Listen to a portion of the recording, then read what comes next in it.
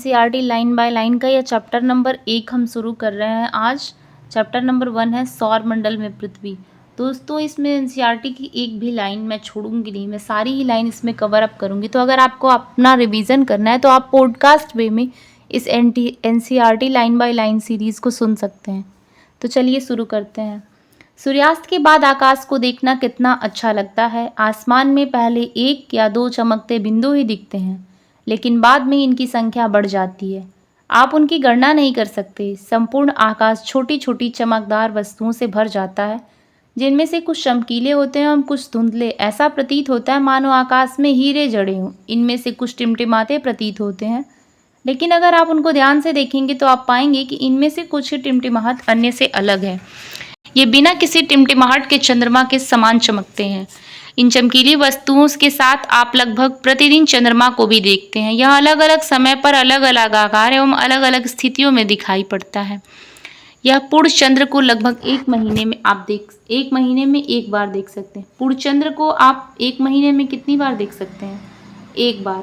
और जब पूरा चंद्रमा दिखाई देता है तो वही वाली रात पूर्णिमा होती है। और जो पूर्णिमा की रात होती है उसमें आपको एकदम चारों तरफ उजाला उजाला, रात में भी उजाला दिखाई देगा, जिसको अजोरिया की रात बोलते हैं। ठीक, आप पूर्ण चंद्र को लगभग 1 महीने में एक बार देख सकते हैं। या पूर्ण चंद्रमा वाली रात पूर्णिमा होती है। 15 दिन के बाद आप इसे नहीं देख सकते। यह नए चंद्रमा की रात्रि या अमावस्या होती है। ऐसी रात में अगर आप आसमान साफ है तो आप आसमान का अवलोकन अच्छे से कर सकते हैं। 15 दिन तक पूर्णिमा होती है, 15 दिन तक अमावस्या, ये सभी लोग जानते हैं। जो पूर्णिमा की रात होती है उसमें चंद्रमा जो होता है पूरा होता है, और अमावस्या की रात में चंद्रमा आपको अर्धचंद्राकार और कटा हुआ दिखाई देगा। पूर्णिमा की रात में उजाला छाया रहता है पूरे आसमान में, और उसको अजोरिया की रात बोलते हैं। जो अमावस्या होता है उसमें आसमान उतना उजाला और साफ नहीं होता, थोड़ा धुंधला होता है, और उसको क्या बोलते हैं? अमावस्या की रात को अंधेरिया। ऐसी रात में अगर आसमान साफ है तो आप आसमान का अवलोकन अच्छे से कर सकते हैं। चलिए आगे बढ़ते हैं। क्या आपको इस बात पर आश्चर्य नहीं होता कि हम दिन के समय चंद्रमा एवं उन सभी छोटी चमकीली वस्तुओं को क्यों नहीं देख पाते? ऐसा इसलिए है क्योंकि सूर्य से अत्यधिक तेज प्रकाश के कारण रात के समय चमकने वाली वस्तुओं को हम दिन में नहीं देख पाते हैं। सूर्य, चंद्रमा तथा वे सभी वस्तुएं जो रात के समय आसमान में चमकती हैं खगोलीय पिंड कहलाती हैं। कुछ खगोलीय पिंड बड़े आकार के तथा गर्म होते हैं। ये गैसों से बने होते हैं। इनके पास अपनी ऊष्मा तथा प्रकाश होता है। वे बहुत बड़ी मात्रा में उत्सर्जित करते हैं। इन खगोलीय पिंडों को तारा कहते हैं। सूर्य भी एक तारा है। यहाँ एक क्वेश्चंस कई सारे बनते हैं कि खगोलीय पिंड किसे कहते हैं। तो सूर्य और चंद्रमा को लेकर के वे सभी वस्तुएं जो आसमान में आपको चमकती दिखाई देती हैं, जिनके पास अपना स्वयं का प्रकाश होता है और बड़े आकार की होती हैं, गर्म होती हैं, ये सभी खगोलीय पिंड कहलाती हैं। ठीक है, खगोलीय पिंडों को तारा कहते हैं। जो खगोलीय पिंड है उनको क्या कहते हैं? क्या कह सकते हैं? और तारा। और सूर्य क्या है? सूर्य भी एक तारा है। ठीक, सूर्य भी एक तारा है। सूर्य को खगोलीय पिंड भी कह सकते हैं, तारा भी कह सकते हैं। रात के समय चमकते हुए अनगिनत तारे सूर्य के समान ही हैं, लेकिन हम में से बहुत अधिक दूर होने के कारण हम लोग इसकी ऊष्मा या प्रकाश को महसूस नहीं करते हैं तथा वे अंततः छोटे दिखाई पड़ते हैं। जो आपने अवश्य ध्यान दिया होगा कि कुछ दूरी से देखने पर हम सभी वस्तुएं छोटी दिखाई पड़ती हैं। अत्यधिक ऊंचाई पर उड़ रहा हवाई जहाज कितना छोटा दिखाई देता है। रात्रि में आसमान की ओर देखते समय आप तारों के विभिन्न समूहों द्वारा बनाई गई विविध आकृतियों को देख सकते हैं। ये नक्षत्र मंडल कहलाते हैं। अर्सा मेयर या बिग बियर इसी प्रकार का एक नक्षत्र मंडल है। जो रात्रि के समय आप आसमान के तारे आसमान में देखते हैं तो आपको आसमान में तारों का जो समूह दिखाई देता है उसको क्या कहते हैं? नक्षत्र मंडल। एक बार फिर से बताइए, नक्षत्र मंडल किसे कहते हैं? रात्रि में आसमान में जो तारों का समूह दिखाई देता है उसको क्या कहते हैं? नक्षत्र मंडल। ठीक, सप्तऋषि यह 7 तारों का समूह है जो नक्षत्र मंडल अर्शा मेयर का भाग है। सप्तऋषि किसे कहते हैं? जो 7 तारों का समूह होता है उसको सप्तऋषि कहते हैं। अपने परिवार या पड़ोस में किसी बड़े व्यक्ति से कहिए कि वह आपको आसमान में और अधिक तारों, ग्रहों तथा नक्षत्र मंडलों को दिखाए। प्राचीन काल में लोग रात्रि में दिशा का निर्धारण तारों की सहायता से करते थे। उत्तरी तारा उत्तर दिशा को बताता है, उसे ध्रुव तारा भी कहा जाता है। प्राचीन समय में जब घड़ी का आविष्कार नहीं हुआ था तो लोग समय कैसे देखते थे? तो तारों के माध्यम से देखते थे।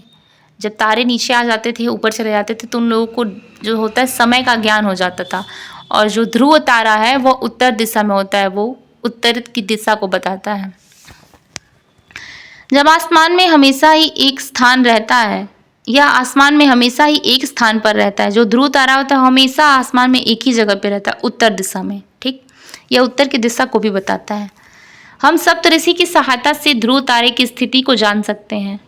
चित्र में आप देखेंगे कि यदि सप्तऋषि मंडल के संकेतक तारों को आपस में मिलाते हुए एक काल्पनिक रेखा खींची जाए एवं उसे आगे की ओर बढ़ाया जाए तो यह ध्रुव तारे कोई ओर इंगित करती है। यहाँ देखिए दोस्तों, एक दिखा हुआ है, यह उत्तर दिशा है, पश्चिम दिशा ये संकेतक तारे, इसको जो है ध्रुव तारा से मिलाया गया है। ठीक है। कुछ खगोलीय पिंडों में अपना प्रकाश एवं ऊष्मा नहीं होती है, वे तारों के प्रकाश से प्रकाशित होते हैं। ऐसे पिंड ग्रह कहलाते हैं। ग्रह, जिसे अंग्रेजी में प्लैनेट कहते हैं, ग्रीक भाषा के प्लेनाइट शब्द से बना है, जिसका अर्थ होता है परिभ्रमक, अर्थात चारों ओर घूमने वाले। पृथ्वी जिस पर हम रहते हैं यह ग्रह है। यह अपना संपूर्ण प्रकाश एवं ऊर्जा सूर्य से प्राप्त करती है, जो पृथ्वी के सबसे नजदीक का तारा है। पृथ्वी को बहुत अधिक दूरी से, जैसे चंद्रमा से देखने पर यह चंद्रमा की तरह चमकती हुई प्रतीत होती है। तो यहाँ इस पैराग्राफ से सबसे पहले क्वेश्चन बनता है कि ग्रह किसे कहते हैं? जिनके पास अपना खुद का प्रकाश नहीं होता है, जो दूसरों के प्रकाश से प्रकाशित होते हैं, वे ग्रह कहलाते हैं। ठीक, वे पिंड जो इनके पास अपना स्वयं का प्रकाश नहीं होता है, वो दूसरे तारों के प्रकाश से प्रकाशित होते हैं, उन्हें ग्रह कहते हैं। और हमारी पृथ्वी क्या है? एक ग्रह है। उसको अंग्रेजी में क्या कहते हैं? प्लैनेट। और वो किस भाषा से लिया गया है? प्लेनाइट से। ठीक है। आसमान में दिखने वाला चंद्रमा एक उपग्रह है। यह हमारी पृथ्वी का सहचर है तथा इसके चारों ओर चक्कर लगाता है। हमारी पृथ्वी के समान 7 अन्य ग्रह हैं जो सूर्य के प्रकाश एवं ऊष्मा प्राप्त करते हैं। उनमें से कुछ के पास अपना चंद्रमा भी है। जो चंद्रमा है वो क्या है? ग्रह है, उपग्रह है या फिर तारा है? तो इसका उत्तर होगा चंद्रमा एक उपग्रह है, हमारे पृथ्वी की तरह है। और हमारे पृथ्वी के चारों ओर जो चंद्रमा है वो क्या करता है? चक्कर लगाता है। हमारी पृथ्वी की तरह हमारी पृथ्वी की तरह ही सौरमंडल में 8 और ग्रह हैं जिनके पास अपना खुद का चंद्रमा भी है। सूर्य, 8 ग्रह, उपग्रह तथा अन्य खगोलीय पिंड जैसे क्षुद्र ग्रह एवं उल्का पिंड मिलकर सौरमंडल का निर्माण करते हैं। उसे हम सौर परिवार का नाम देते हैं, जिसका मुखिया सूर्य है। सौरमंडल का मुखिया कौन है? सूर्य। आइए बगल में जो दिया हुआ है इसको भी पढ़ लेते हैं, क्योंकि कभी कभी क्वेश्चन एग्जामिनर इनमें से भी फ्रेम कर लेता है। तो आइए इनको भी देख लेते हैं। क्या आप जानते हैं पौराणिक रोमन कहानियों में सोल सूर्य देवता को कहा जाता है। सौर्य शब्द का अर्थ है सूर्य से संबंधित, इसलिए सूर्य के परिवार को सौर मंडल कहा जाता है। सौर शब्द का उपयोग करते हुए और अधिक शब्दों को लिखें। इसमें जो आपको एक सोल जो कहते हैं, पौराणिक रोम कथाओं में सोल किसको कहते थे? सूर्य को कहते थे। ठीक है, यहाँ एक क्वेश्चन यही बन सकता है कि सोल किसको कहते हैं? तो सूर्य को कहते हैं। और सौर शब्द का अर्थ क्या है? सूर्य से संबंधित है, इसलिए सूर्य के परिवार को क्या कहते हैं? सौरमंडल।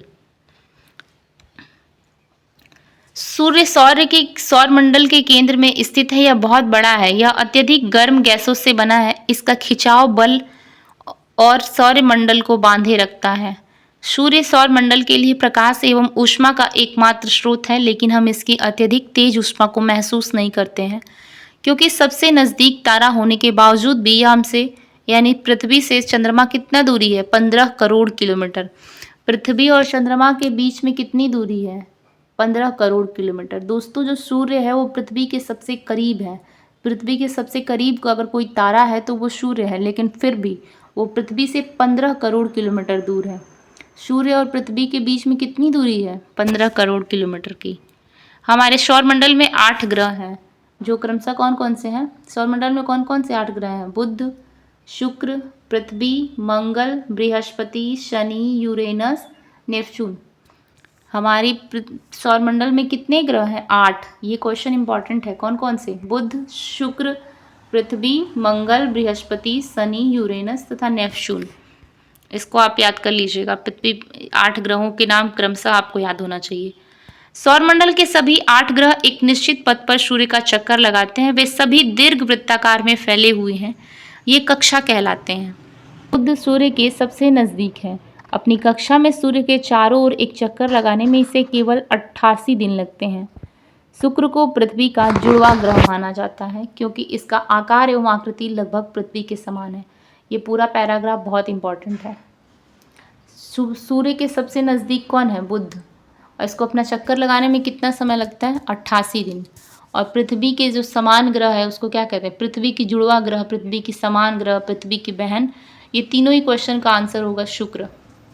अभी तक प्लूटो भी एक ग्रह माना जाता था, परंतु अंतर्राष्ट्रीय खगोलीय संगठन ने अपनी बैठक कब हुई थी? अगस्त 2006 में यह निर्णय लिया कि कुछ समय पहले खोजे गए अन्य खगोलीय पिंड तथा प्लूटो बौने ग्रह है। तो इसमें आपको क्वेश्चन पूछेगा बौना ग्रह किसे कहते हैं, तो आप किसको बताएंगे? प्लूटो को। सूर्य की दूरी के हिसाब से पृथ्वी तीसरा ग्रह है। आकाश में यह 5वां सबसे बड़ा ग्रह है। जो सूर्य की दूरी में के हिसाब से पृथ्वी कौन सा ग्रह है? तीसरा। और 5वां सबसे बड़ा ग्रह पृथ्वी। पृथ्वी कौन सा सौरमंडल में पृथ्वी कौन सा ग्रह है? 5वां सबसे बड़ा ग्रह है। यह ध्रुवों के पास थोड़ी चपटी है। यही कारण है कि इसके आकार को भूआब कहा जाता है। भूआब का अर्थ है पृथ्वी के समान आकार। दोस्तों ये जो यहाँ दिया हुआ है कि पृथ्वी के आकार को क्या कहते हैं, ये TRE 2 या 1 में ये क्वेश्चन पूछा हुआ था। एग्जैक्ट मुझे याद नहीं आ रहा, लेकिन ये क्वेश्चन पूछा हुआ है। पृथ्वी की आकृति कैसी है? भूआब। ध्रुवों पर चपटी है, लेकिन इसे चपटाकार या गोलाकार नहीं कहेंगे। इसके आकार का एक निश्चित नाम है, क्या कहेंगे उसको? भूआब।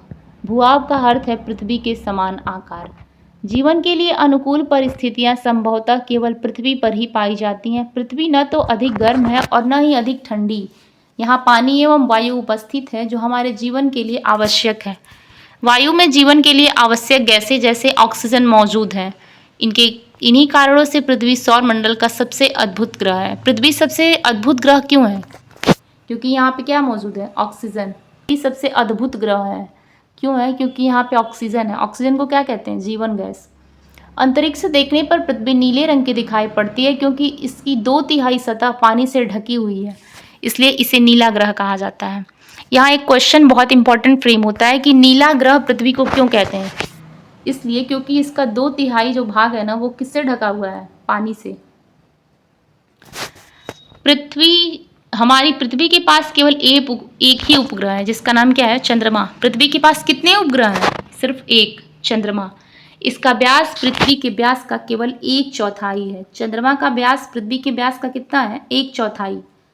यह इतना बड़ा इसलिए प्रतीत होता है क्योंकि यह हमारे ग्रह एवं अन्य खगोलीय पिंडों की अपेक्षा नज़दीक है। यह हमसे लगभग 3,84,400 किलोमीटर दूर है। अब आप पृथ्वी से सूर्य एवं चंद्रमा की दूरियों की तुलना कर सकते हैं। दोस्तों ऊपर मैंने आपको पृथ्वी और जो सूर्य है उसके बीच की दूरी बताई, और यहाँ ये आपको चंद्रमा और पृथ्वी के बीच की दूरी दी हुई है। चंद्रमा और पृथ्वी के बीच की दूरी कितनी है? 3,84,400 किलोमीटर। और पृथ्वी और सूर्य के बीच की दूरी कितनी है? 15 करोड़ किलोमीटर। ये क्वेश्चन याद रखिएगा। यहाँ एक बगल में दिया हुआ है, इसको भी पढ़ लेते हैं। ये उपग्रह एक खगोलीय पिंड है जो ग्रहों के चारों ओर उसी प्रकार चक्कर लगाता है जिस प्रकार ग्रह सूर्य के चारों ओर चक्कर लगाते हैं। उपग्रह जो है वो खगोलीय पिंड है। अंतरिक्ष में उपस्थित कुछ भारतीय उपग्रह इनसेट, IRS, एडुसैट इत्यादि हैं। अंतरिक्ष में जो कुछ भारतीय उपग्रह हैं वो कौन कौन से हैं? इनसेट, IRS, एडुसैट इत्यादि। आगे बढ़ते हैं। चंद्रमा पृथ्वी का एक चक्कर लगभग 27 दिन में पूरा करता है। चंद्रमा पृथ्वी का एक चक्कर कितने दिन में पूरा करता है? चंद्रमा पृथ्वी का एक चक्कर लगभग 27 दिन में पूरा करता है। कितने दिन में? चंद्रमा पृथ्वी का एक चक्कर 27 दिन में पूरा करता है। लगभग इतने ही समय में यह अपने अक्ष पर एक चक्कर भी पूरा करता है। इसके परिणाम स्वरूप पृथ्वी में हमें चंद्रमा का एक ही भाग दिखाई पड़ता है। जो चंद्रमा है वो चंद्रमा पृथ्वी का एक चक्कर कितने दिन में लगाता है? 27 दिन में। और लगभग 27 दिन में ही ये अपना एक चक्कर भी पूरा करता है। और जब यह अपना एक चक्कर पूरा करता है ना, तो ये पृथ्वी पर हमको सिर्फ इसका आधा ही भाग दिखाई पड़ता है, एक भाग। चंद्रमा की परिस्थितियां जीवन के लिए अनुकूल नहीं हैं। इनकी सतह पर पर्वत, मैदान एवं गड्ढे हैं जो चंद्रमा की सतह पर छाया बनाते हैं। पूर्णिमा के दिन चंद्रमा पर इनकी छाया को देखा जा सकता है। पूर्णिमा के दिन आप कभी कभी देखते होंगे कि जो कभी कहीं छाया हो जाती है, कहीं उजाला कहीं अंधेरा, तो वो क्या दिखाई देता है? चंद्रमा जो है उस पर जो गड्ढे होते हैं, पर्वत होते हैं, वही दिखाई पड़ते हैं।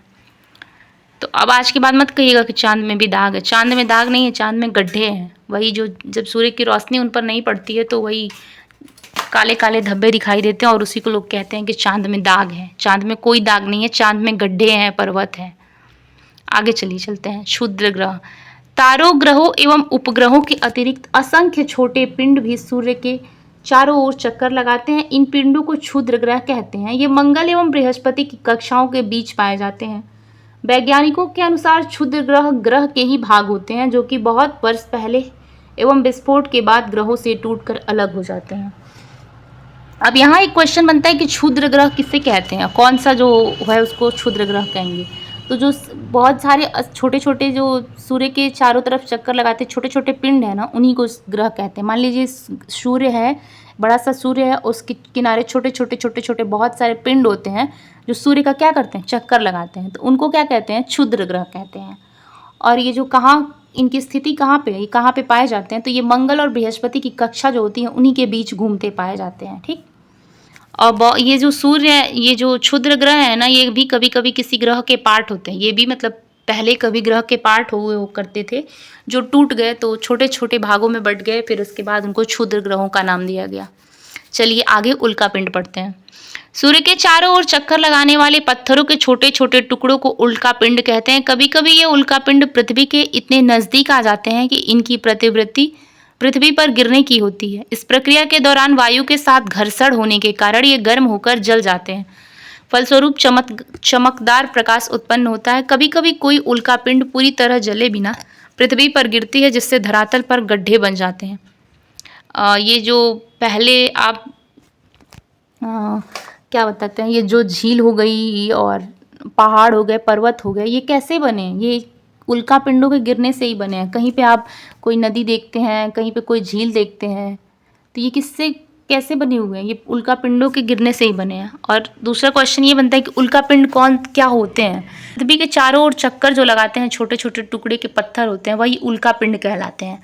और ये उल्कापिंड कभी कभी पृथ्वी के इतना नज़दीक आ जाते हैं कि मतलब ये बहुत ज़्यादा वेग से, बहुत ज़्यादा फोर्स से नीचे गिरते हैं, तो इनमें जो है आग लग जाती है। और जब आग लग जाती है, जब ये पृथ्वी पर गिरते हैं तो गर्म होते हैं, बहुत ज़्यादा गर्म होते हैं, और फोर्सफुली गिरने के कारण जो पृथ्वी है उसकी परतें कहीं कहीं धंस जाती हैं और उसमें गड्ढे हो जाते हैं, जिससे झील और ये झील छोटे छोटे गड्ढे जो पृथ्वी पर आपको दिखाई देते हैं, ये कैसे बने हैं, उल्कापिंडों के गिरने से ही बने हैं। क्या आपने तारों वाले खुले आसमान में एक ओर से दूसरी ओर तक फैली चौड़ी सफ़ेद पट्टी की तरह एक चमकदार रास्ते देखा है, जो कि ये आपको दिखाया गया है। आकाश गंगा, ये आपको इस पिक्चर में जो ब्लैक में वाइट शो की गई है, धुंधली पट्टी दूध के जैसी, यही आकाश गंगा है। आकाश गंगा क्या होती है, तो ये लाखों तारों का, छोटे छोटे तारों का समूह होती है। हमारी आकाश गंगा का क्या नाम है, पूरे अंतरिक्ष में सिर्फ एक ही आकाश गंगा नहीं है, बहुत सारी आकाश गंगा है, लेकिन पृथ्वी की जो आकाश गंगा है उसका क्या नाम है, उसको क्या कहते हैं, मिल्की वे। हमारा सौरमंडल इस आकाश गंगा का एक भाग है। प्राचीन भारत में इसकी कल्पना आकाश में प्रकाश की एक बहती नदी से की गई है।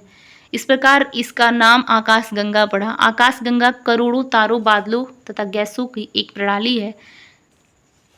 इस प्रकार की लाखों आकाश गंगाएं मिलकर ब्रह्मांड का निर्माण करती हैं। ब्रह्मांड की विशालता की कल्पना करना इतना कठिन है। वैज्ञानिक अभी भी इसके बारे में अधिक से अधिक जानकारी एकत्र करने में जुटे हैं।